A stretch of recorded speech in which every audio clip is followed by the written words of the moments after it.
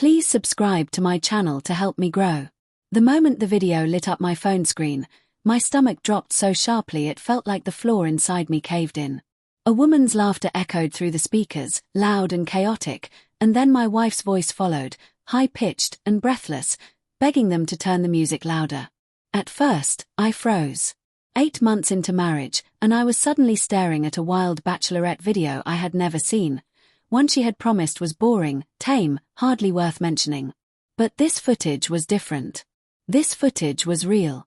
And I could already feel my pulse clawing its way up my throat. I sat on our living room rug, knees pulled to my chest, trying to swallow the raw panic that was swelling inside me. The air smelled like the jasmine candle she always lit in the evenings, and somehow that made everything worse. I pressed play again, hoping I had misheard something, misseen something, misfelt something. I hadn't. There she was, my wife, wrapped around the waist of a man I didn't recognize. Her arms looped around his neck. Her mouth dangerously close to his. The room shook with the crowds chanting as he lifted her off the ground and spun her, their bodies pressed tightly together. My breath turned thin and painful.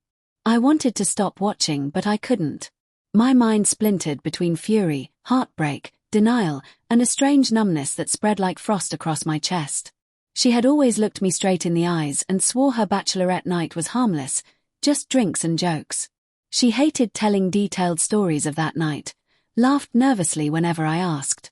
I noticed the tension back then, the tiny red flag waving in the corner of my mind, but I rationalized it the way love often forces us to.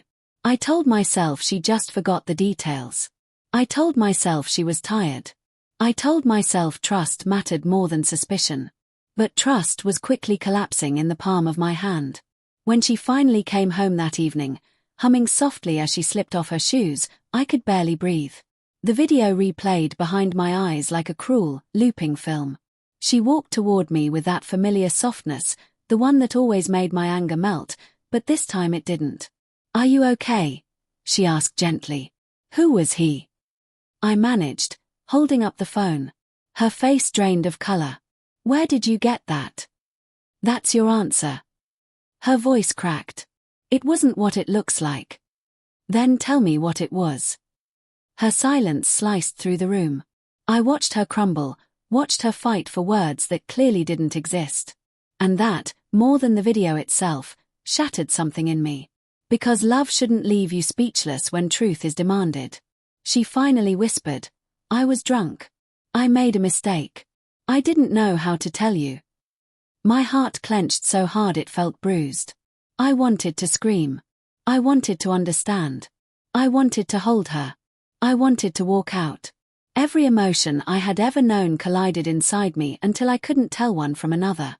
"I would have forgiven you," I said quietly. "But you lied. Every day since then, you lied."